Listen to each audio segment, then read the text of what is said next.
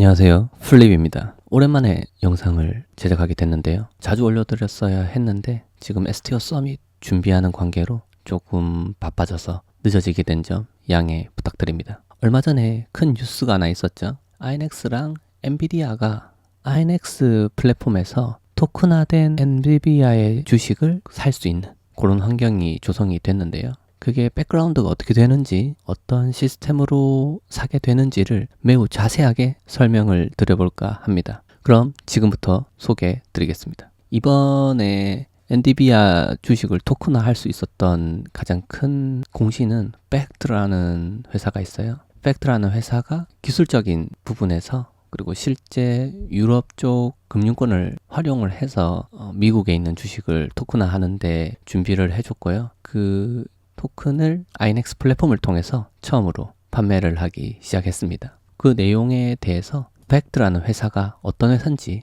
먼저 하나하나씩 살펴보도록 하겠습니다. 팩트라는 회사 자체는 이전에 영상에서 한번 소개해 드린 적이 있어요. 이 회사가 기본적으로 이런 거예요. 실물 자산을 백업을 할 수 있는 장치를 금융 규제된 장치에 보관을 하고, 쉽게 말해서 은행에 보관을 하고 그거를 담보로 토큰화하는 작업을 하고 있습니다. 그래서 그거를 올라갈 수 있는 프로토콜들, 체인들이죠. 8개 정도를 지금 현재 활용하고 있고요. VM이라고 하면 이더리움 버추얼 머신이잖아요. 좀 그런 것들을 활용할 수 있는 여러 가지, 우리가 잘 알고 있는 이더리움이나 뭐 폴리곤, 아발란체, 아비트럼, 팬텀, BNB 체인, 베이스, 지노시스까지 8개를 사용하고 있어요.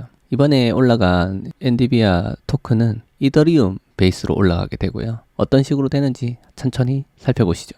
팩트를 왜 선택해야 되냐에 대해서 이제 자기들을 홍보를 하고 있는데, 일단 법적으로 확실하다는 거죠. 이전에 FTX나 뭐 바이낸스가 제공했던 그런 불법 파생 상품이랑은 차이가 있다, 그런 거고, 유동성을 확실하게 확보를 해서 공급을 해준다, 문제가 생기지 않도록 한다는 거, 그리고 속도가 빠르다는 거, 그리고 블록체인을 썼기 때문에 효율성하고 투명성이 향상되었다는 거, 여러 가지 세계 시장에 접근이 가능하다. 그리고 또 한 번 더 강조를 하죠. 규정 준수를 하고 있다. 그래서 신뢰에 문제가 없다. 그런 거고, 이 회사가 기본적으로 사용하는 오라클은 체인링크를 씁니다. 이런 거에 대한 기본 개념은 조금 스터디를 해보시기 바랍니다. 이거를 말하면은 좀 길어져요. 그래서 넘어가겠습니다. 그리고 어느 회사에 지원을 하고 있냐 에 대한 건데, 뭐 여러 가지 회사들이 있는데, 여기 보면은 이제 아이넥스라는 회사가 있죠. 회사에 보면은 이제 가능하다, 토큰화된 엔비디아 주식을 아이넥스에서 활용이 가능하다라는 이런 광고가 지금 홈페이지에 들어가면은 바로 뜨거든요. 이런 식으로 홍보가 되고 있고, 실제로 이제 에코시스템에 들어가 있다는 거죠. 에코시스템에 아이넥스가 들어가 있다. 그리고 이전에 한번 소개해 드렸다는 게 모포라는 건데, 이게 그 당시에 보면은 페이팔이 이제 RWA에 진출을 했다고 해가지고 제가 한번 뉴스를 만들었던 적이 있어요. 거기에 이제 포함된 게 팩트가 이제 페이팔이랑 모포를 활용을 해서 페이팔 스테이블 코인을 만들었었거든요. 그거에 대한 뉴스가 한번 제가 소개드린 적이 잠시 있어요. 팩트에 대해서. 어쨌든 이 회사가 날이 갈수록 발전하고 있다. 넘어가겠습니다. 그러면은 이렇게 토큰화 하고 있는 회사가 얼마나 많은가에 대해서 한번 보여드릴 필요가 있을 것 같은데, 자, 한번 보시면 토큰화된 주식에 대해서 보여주고 있는 사이트 중에 하나인데요. 여기 보시면 이슈어들, 지금 실제로 나와 있는 이슈어들이 어떤 회사들이 있냐, 그 전체에 대한 마켓캡이 보시나요? 여기서 지금 엔비디아가 발행된 거, 아까 말했던 팩트가 이 회사거든요. 지금 마켓캡 전체를 봤을 때 스왑이랑 디날이라는 회사가 있긴 한데, 실질적으로 이 규모를 보면 압도적인 1등이라고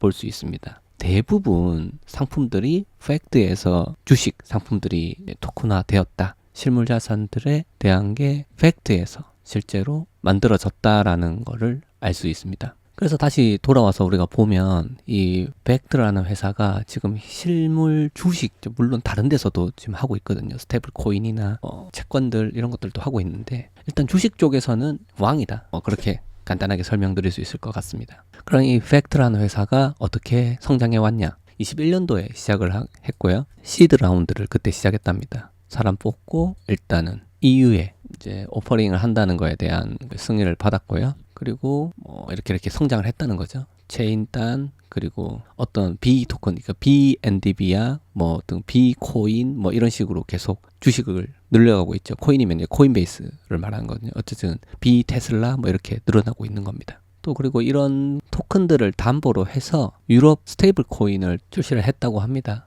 그리고 이제 24년도 올해는 절반 정도가 흘렀죠. 계속 상품을 출시한다 이러는 겁니다. 봤을 때 한 업력이 3, 4년 정도 되는 핀테크 회사고요. 자리를 잡은 걸로 봤을 때는 좀 압도적으로 치고 나가고 있다. 그렇게 확인을 할 수 있습니다. 이 B 토큰이라고 통칭해서 부르거든요. B 토큰이라고. 여기 보면은 뭐 S&P 500을 추종하는 거에 대해서 예시를 들었는데 채권도 있을 수 있고요. 주식도 있을 수 있습니다. 그래서 B 테슬라, B 엔비디아 뭐 등등 말이죠. 그걸 갖다가 팩트 홈페이지 안에서 USDC를 보내면 B 토큰을 받을 수 있다고 합니다. 그러면 또 플랫폼을 통해서 B 토큰을 다시 보내서 USDC로 입금되거나 은행 계좌에 뭐 입금하는 뭐 그런 방식을 취하고 있고요. 그리고 이 자격이 일단 필요하겠죠. 그러니까 아무나 이렇게 만들어서 주고 하는 게 위험성이 있기 때문에 좀 적격 투자자나 아니면 어떤 거래에 대한 라이센스를 갖고 있는 사람들이 할 수 있을 것으로 예상하고 있습니다.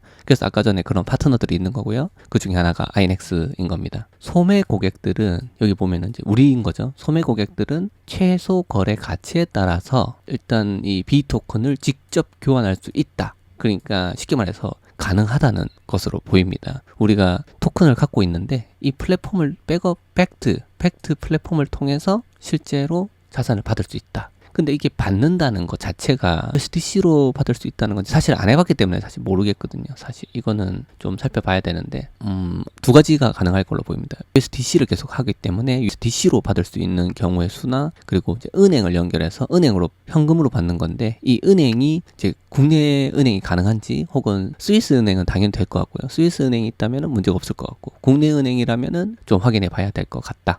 그런 생각이 듭니다. USDC만 받아도 사실은 충분하죠. 우리가 얼마든지 뭐 우리나라 국내 거래소를 통해서 받아올 수 있으니까요. 일단은 그런 식으로 이 팩트 플랫폼 자체에서도 활용 가능하다라는 점을 확인해 봤습니다. 여기 픽스드 인컴으로 나오는데요.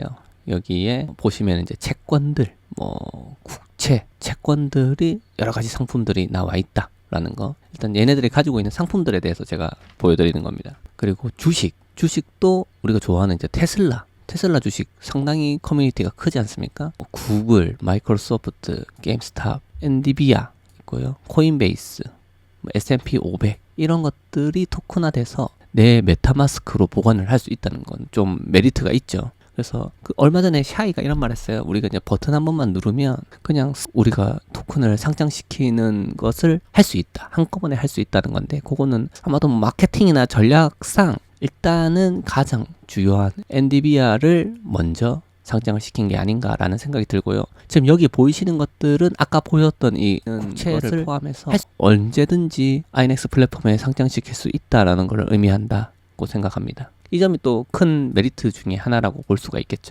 실제 이제 이더 스캔을 열어서 보면은 현재는 많은 홀더수를 가지고 있질 않네요. 23명 정도가 지금 플랫폼을 통해서 구매를 한 걸로 보이고요.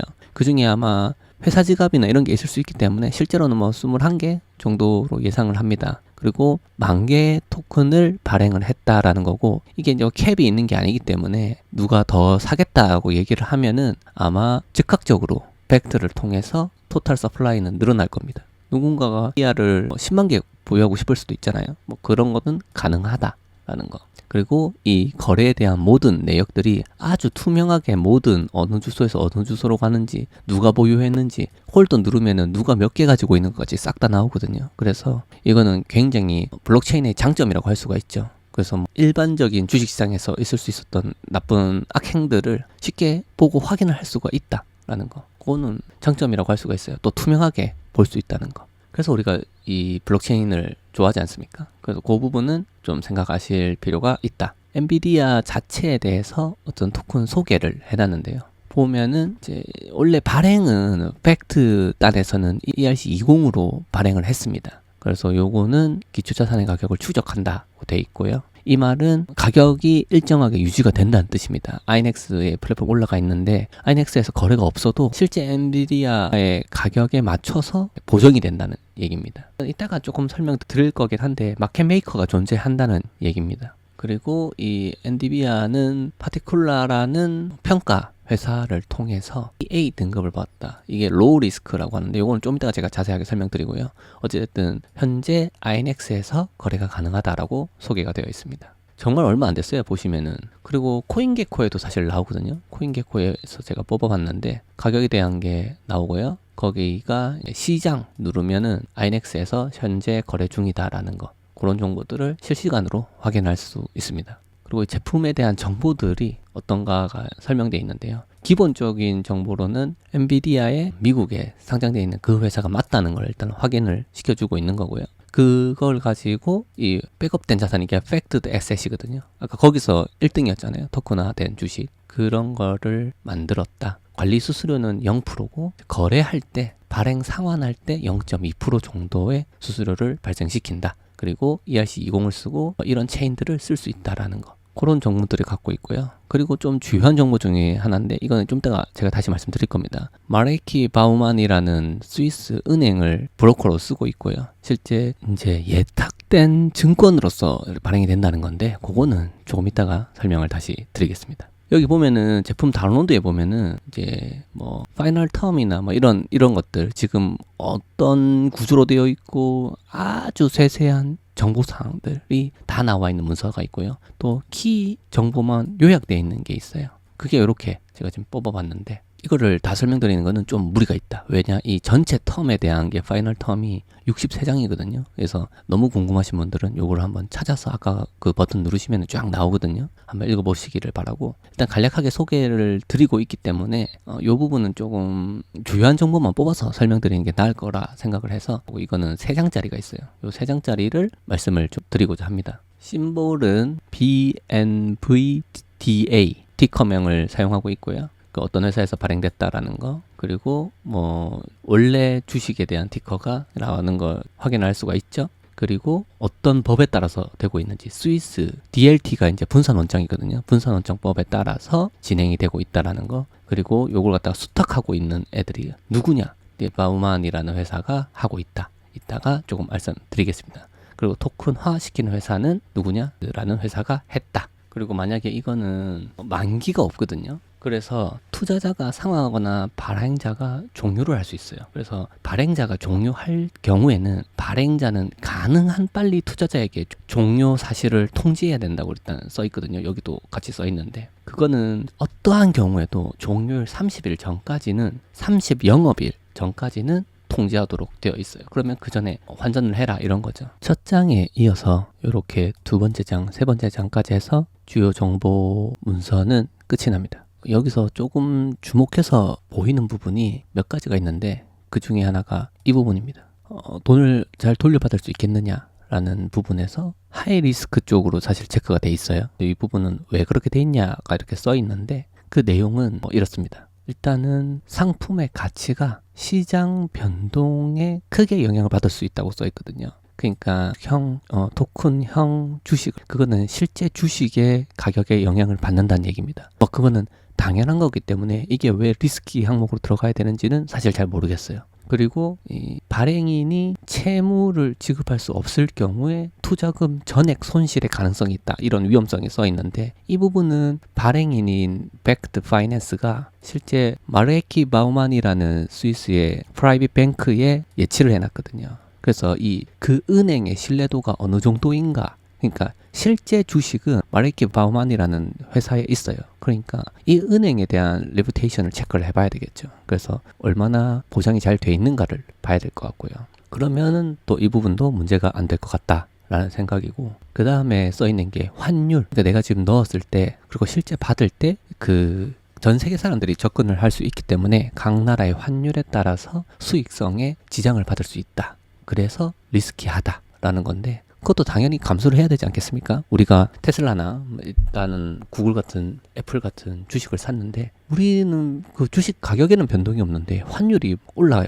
그러면은 투자자 입장에서는 좋지 않습니까? 그러면 반대로 뺄 때도 좋을 수도 있는 거죠. 그 부분도 당연한 부분인데 여기 써 있어요. 그리고 마지막으로 나와 있는 게 상품의 가치 하락으로 인해서 투자자가 전부를 잃을 수 있다 써 있는데, 그거는 뭐 그것마저도 당연한 겁니다. 내가 테슬라에 투자를 했는데 테슬라 주식 가치가 0원이 됐다. 그러면 테슬라 주식 투자를 일반 주식 거래소를 통해서 했던 사람들도 손해를 보는 거잖아요. 그런 것도 써 있다.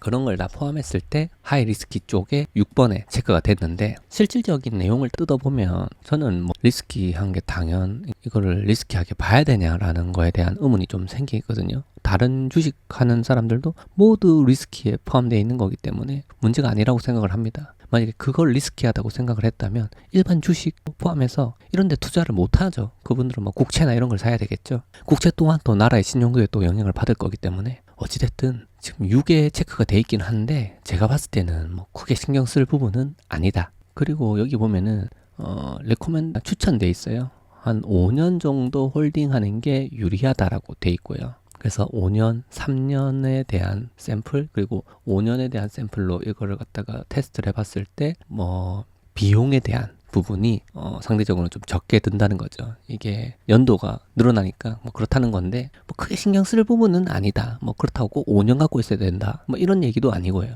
환매나 이런 게 언제든지 요청을 할 수가 있어요. 그리고 이 발행인의 단독 재량에 따라서, 그러니까 팩트 에셋이죠. 팩트에서 단독 재량에 따라서 다른 법정화폐, 그러니까 한국 원화 뭐 이런 거나 혹은 크립토로도 결제를 할 수 있다라는 게 이제 명시돼 있고요. 실제로 그렇게 할 수 있다는 거죠. 팩트에서 마음만 먹으면. 그리고 중요한 부분, 투자자는 제3자에게 상품을 매도할 수도 있다라고 쓰여 있어요. 그게 온전히 이 토큰에 대한 소유권을 다른 플랫폼은 모르겠는데 INX 플랫폼을 사용해서 거래를 할 경우에 거래한 소매 투자자는 메타마스크로 토큰을 받게 되죠. 여기는 ERC20이라고 되어 있는데 아마 실제로 ERC1404가 될 겁니다. 여기서 하는 거는. 그래서 ERC1404로 받은 토큰에 대해서는 우리가 ERC1404니까 KYC AML을 다 거친 메타마스크 지갑 소유자한테는 상품을 매도할 수 있다라는 거죠.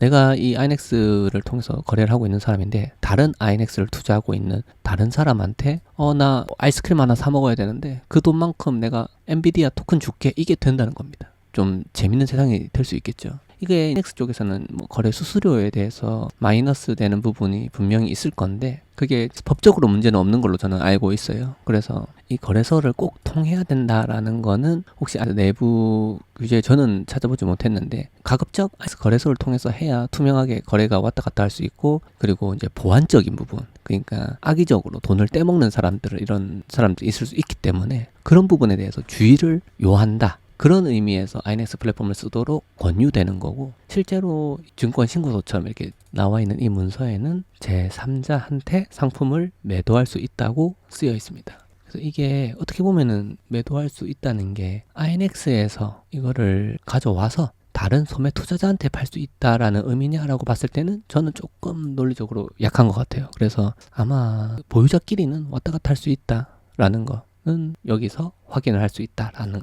거를 알려드리면서 다음으로 이 중요한 부분, 요 리스키한 부분, 위험 요소가 얼마나 있는지에 대해서 그 다음 장에서 말씀드리겠습니다. 그리고 여기에 보면은 내용 중에 이런 게 있어요. 아직은 뭐 거래소나 다자간 거래 시설에 상장되거나 거래가 승인되지 않았다고 써 있는데 실제로는 플랫폼에 상장이 돼 있죠. 그래서 요거는 뭐 그런 문구는 사실 무시해도 됩니다. 기본적으로 처음 이렇게 발행될 때부터 상장이 될 리는 없기 때문에 그런 문구는 무시하셔도 상관이 없습니다. 그리고 아까 전에 말씀드렸던 그 파티큘라라는 회사가 팩트에서 발행한 엔비디아 토큰을 어떻게 생각하는지에 대한 평가를 내놨는데요. 여기 내용에 뭐 다른 것들은 천천히 읽어보시고요. 중요한 거는 이거죠. 등급을 AA 등급을 줬다는 겁니다. AA 등급은 뭘 뜻하냐? 하이 퀄리티의 로우 리스크라는 겁니다. 또 그냥 하이 퀄리티가 아니고 베리 하이 퀄리티의 로우 리스크다. 그럼 아까 전에 내용이랑 조금 상반되죠. 근데 왜 그렇게 했느냐에 대해서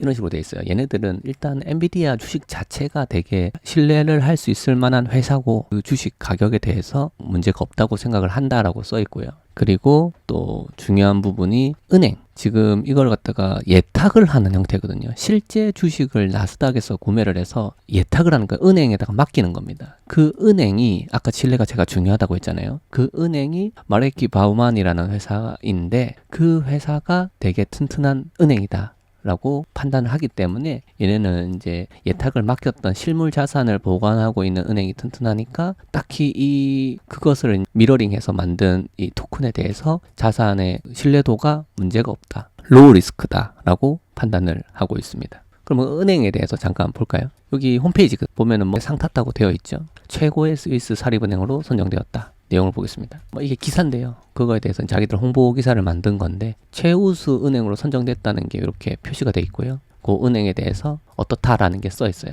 내용은 이렇습니다. 16회 프라이빗 뱅킹 레이팅에서 7위 사립은행 중에서 1등을 했다. 종합 1등을 했다는 거고 그 내용에 대해서 좀 봤어요. 근데 이게 왜 1등을 했냐에 대한 근거 중에 한 개가 이더리움을 자산으로 보유하고 있는 것 같아요. 근데 그 보유한 이더리움이 좀 수익을 당시에 거뒀다. 평가를 매기던 시기에. 그래서 1등을 했다는 건데 그것만 가지고 1등을 했겠습니까? 그래서 그 내용에 보면은 또 추가적으로 전체적으로 그런 관리에 대한 비용이 낮다라는 거 그리고 모든 자산을 위해서 통합 플랫폼이 특히 이제 긍정적으로 평가된다라는 건데 거기에는 고객의 요트 관리 이런 것까지 하는 것 같아요. 그래서 그런 부분에서 전체적으로 따졌을 때 1등이다라는 건데 꼭 이더리움뿐만 아니라 전체적인 부분에서 봤을 때 그런 걸 빼더라도 상당히 신뢰를 받고 있는 은행인 거는 분명하다. 이 마레이키 바우맨이 그렇다라는 이야기입니다. 플로우가 어떤 식으로 구매하게 되는지 우리가 실제로 돈을 아이넥스 플랫폼을 통해서 넣었을 때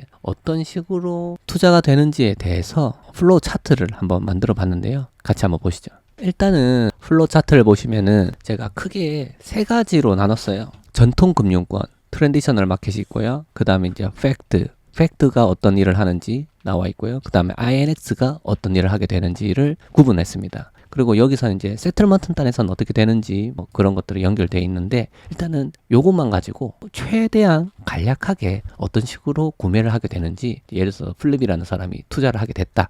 그러면 어떻게 되는지를 말씀을 드려보겠습니다. 기본적으로는 다 연결이 되어 있는 건데 플립이라는 사람이 구매를 하려고 메타마스크를 INX 플랫폼에 연결을 하겠죠. 그럼 연결을 하고 나서 토큰화된 주식을 사겠다고 매수를 걸어 놓는 거예요. 그러면은 거기에 대한 데이터가 실시간으로 팩트랑 공유되면서 업데이트가 되는 거예요.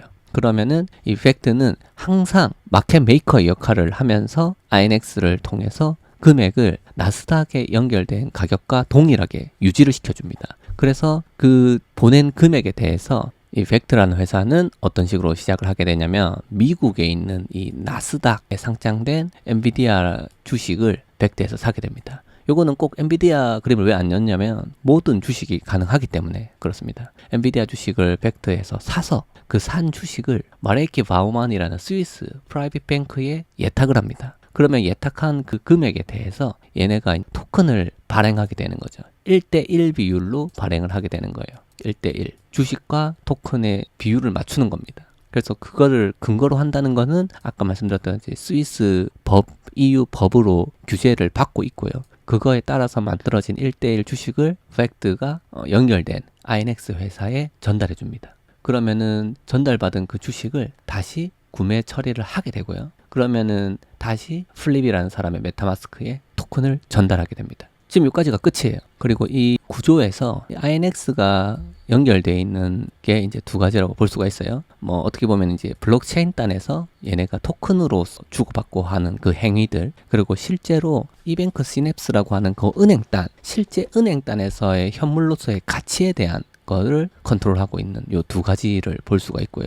그 두 가지에 대해서 플립이라는 사람은 권한을 가지게 되는 겁니다. 이 토큰에 대한 보유권, 이건 바로 받게 되죠. 토큰에 대해서 보유를 하게 되고 아까 INX 플랫폼을 통해서 거래한 거에 대해서 토큰으로 받게 되고 그 금액에 대한 그 가치도 플랫폼을 통해서 플립이 갖게 되는 겁니다. 그러면은 엔비디아가 배당금이 생겼다. 그러면은 그 배당금은 다시 팩트를 통해서 바로 다이렉트로 이뱅크 시냅스로 오게 되고요. 그 USDC의 형태로 메타마스크에 다시 배당이 됩니다. 일반적으로 가질 수 있는 권리는 다 가지고 있다고 생각하시면 되고요. 요게 이제 가능한 이유 중 한 개가 잠시 설명드렸지만 가격을 계속 실제 나스닥 금액과 맞춰서 실시간으로 마켓 메이커라는 존재가 INX에 있는 거래를 도와주게 됩니다. 그래서 현재는 10,000개의 엔비디아 토큰이 발행되어 있고요. 그래서 그 10,000개에 대해서 INX가 사고 팔 수 있는 거래소로서의 지위를 가집니다.